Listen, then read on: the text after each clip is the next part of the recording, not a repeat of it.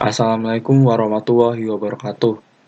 Perkenalkan, nama saya Novaren Ali Rahman dengan kode asisten RAR. Di sini saya akan menjelaskan apa itu tipe data dan komponen algoritma. Untuk yang pertama yaitu struktur bahasa C. Sini tertulis hashtag include stdio.h. stdio.h sendiri merupakan consider atau library dalam suatu program yang berfungsi untuk menjalankan perintah tertentu seperti contohnya ada printf dan scanf. Kemudian hashtag include sendiri merupakan suatu perintah yang digunakan untuk compiler menjalankan suatu perintah yang ada dalam suatu header, yaitu kalau di sini headernya itu stdio.h. Kemudian ada fungsi utama yang berisi main. Fungsi main ini adalah fungsi yang akan dijalankan pertama kali ketika program dijalankan. Dan fungsi lain ini fungsi yang menjadi fungsi pendukung untuk fungsi utama. Selanjutnya yaitu ada variabel dan konstanta. Variabel dan konstanta adalah suatu nama yang menyatakan tempat dalam memori komputer dan berisi sebuah nilai. Isi dari variabel dapat diubah sewaktu-waktu ketika program dieksekusi, sementara konstanta tidak dapat diubah ketika program dieksekusi. Perbedaannya itu ya kalau variabel dapat diubah, kalau konstanta itu tidak dapat diubah ketika program tersebut dieksekusi. Untuk ketentuannya penamaannya yang pertama ada harus diawali dengan huruf alfabet dengan contohnya seperti berikut. Dan yang kedua, karakter selanjutnya bisa berupa huruf, digit, atau karakter garis bawah. Yang ketiga, panjang maksimal integer adalah 32 karakter. Jika lebih, maka yang dianggap adalah 32 karakter awal. Dan yang keempat, tidak boleh menggunakan spasi. Yang kelima, tidak boleh menggunakan operator aritmatika. Seperti contohnya ada tambah, kurang, bagi, kali, dan rule. Dan yang berikutnya tidak boleh menggunakan karakter-karakter khusus seperti contoh berikut. Dan yang terakhir, bahasa C bersifat case sensitif, sehingga huruf kapital dan kolom kapital dibedakan.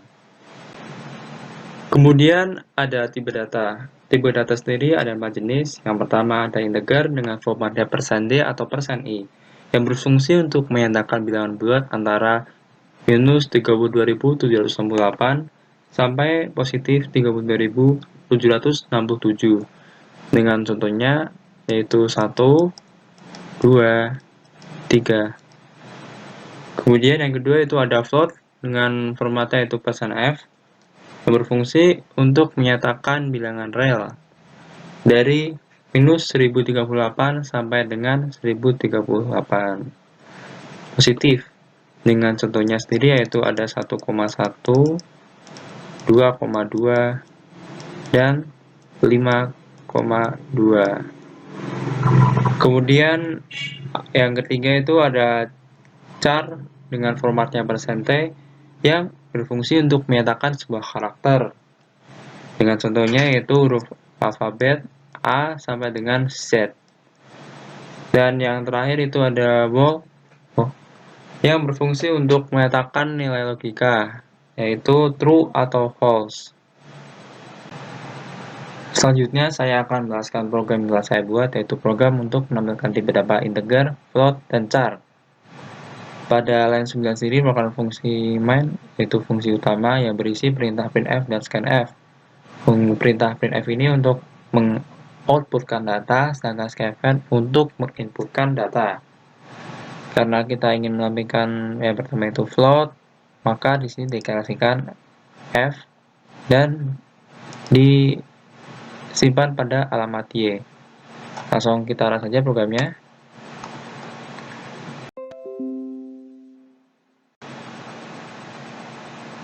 Maka akan muncul masukkan angka. Kita masukkan 5,5. Maka akan muncul 5,5 dan 6 digit 0 di belakang koma.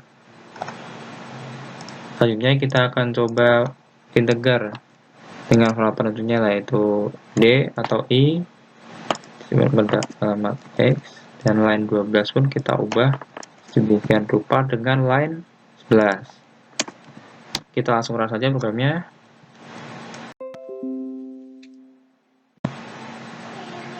Dan akan muncul lagi masukkan angka. Kita coba masukkan 80, maka akan teroutputkan 80 juga. Kemudian berikutnya itu masukkan pada karakter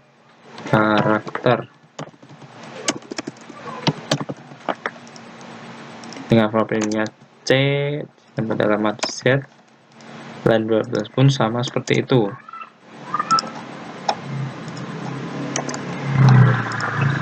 Kita run saja programnya. Sini akan muncul program masukkan karakter. Kita masukkan A, maka akan teroutputkan A. Sekian penjelasan dari saya, kurang lebihnya mohon maaf. Wassalamualaikum warahmatullahi wabarakatuh. Assalamualaikum warahmatullahi wabarakatuh. Perkenalkan, nama saya Gibran Ardiansyah dengan kode asisten GAA. Di sini saya akan menjelaskan mengenai tipe bentukan. Langsung saja, mengenai definisi dari tipe bentukan adalah tipe data yang dibuat sendiri oleh pengguna. Tipe ini dibuat karena ada relasi antar variabel yang bila digabungkan mempunyai suatu maksud yang sama. Untuk membuat tipe data bentukan digunakan kata kunci struct. Salah satu contoh dari tipe data bentukan adalah mahasiswa, yang dimana di dalam data mahasiswa pasti memiliki data nama, NIM, jurusan, dan nilai. Selanjutnya yang saya tampilkan merupakan contoh salah satu visualisasi tipe data bentukan yang saya sebutkan tadi, yaitu mahasiswa. Di dalam sebuah data mahasiswa pasti terdapat data nama, NIM, jurusan, dan nilai. Setelah itu di paling kanan gambar pada visualisasi tipe data bentukan ini terdapat mahasiswa titik nama atau mahasiswa dot nama. Itu mungkin saya akan jelaskan pada codingan, tapi mungkin bisa dapat divisualisasikan pada hal tersebut seperti hanya sebuah perwakilan dari setiap anggota yang diwakilkannya.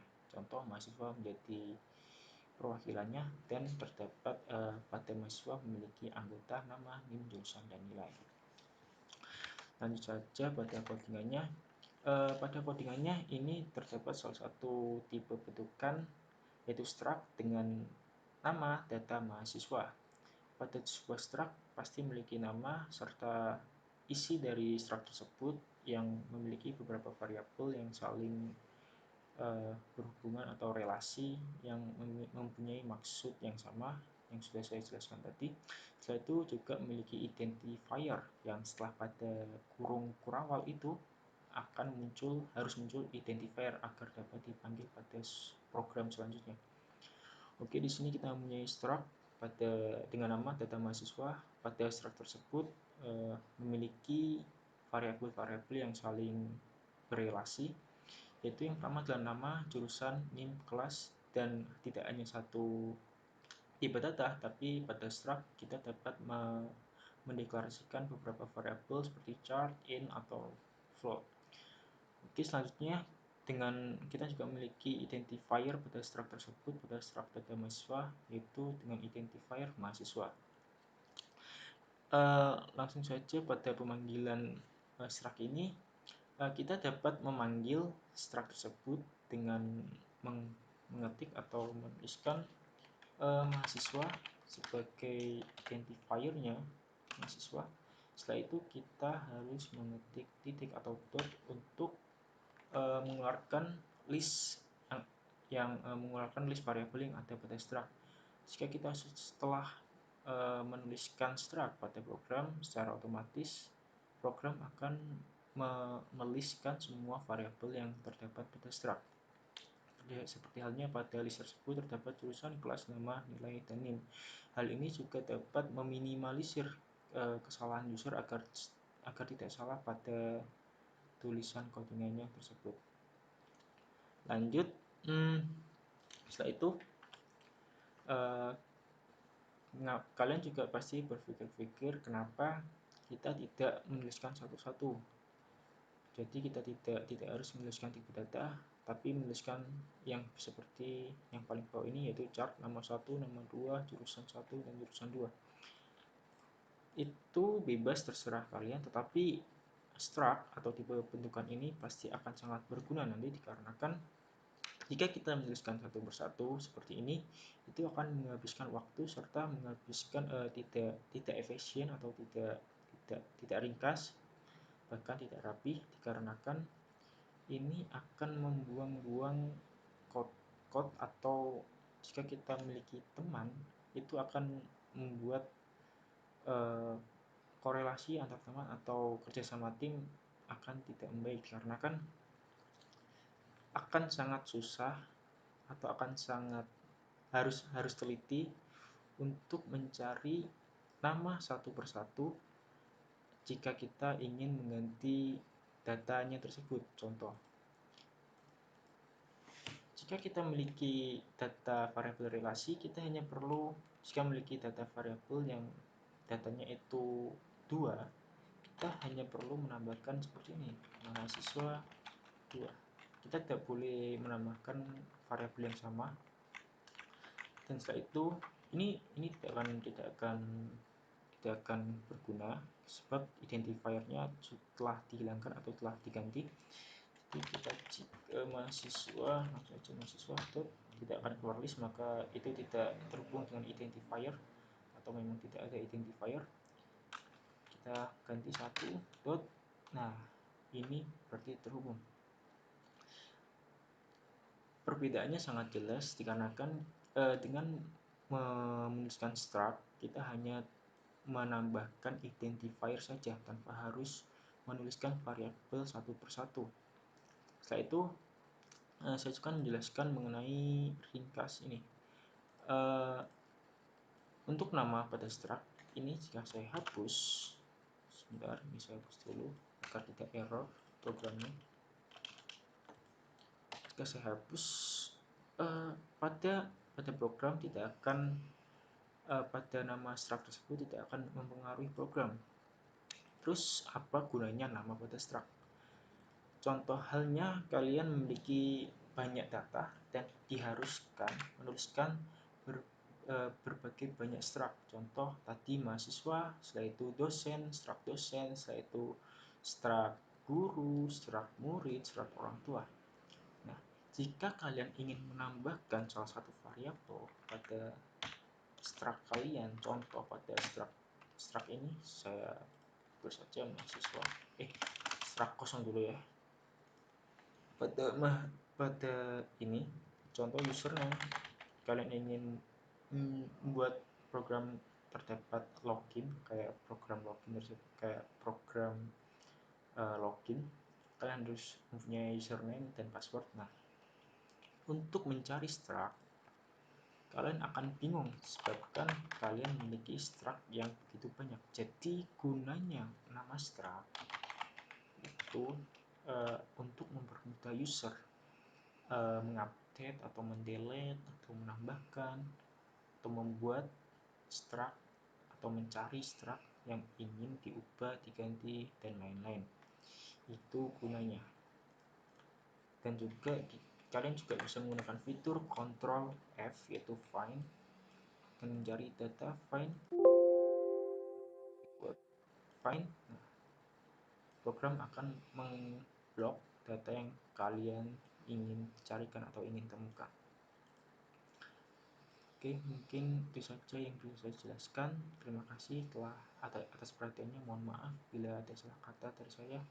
Wassalamualaikum warahmatullahi wabarakatuh.